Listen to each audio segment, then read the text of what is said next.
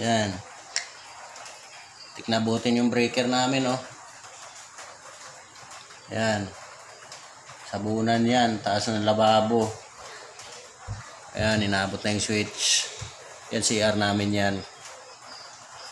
Ate. Tapos ito. Yan. Yan na po yung ano. Ito na yung sahig namin.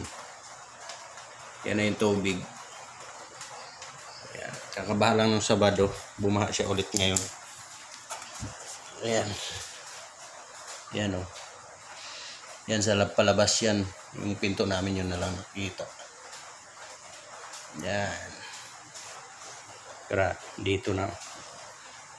Yan sa hagdan namin yan, hagdan. Ay nako, Diyos ko.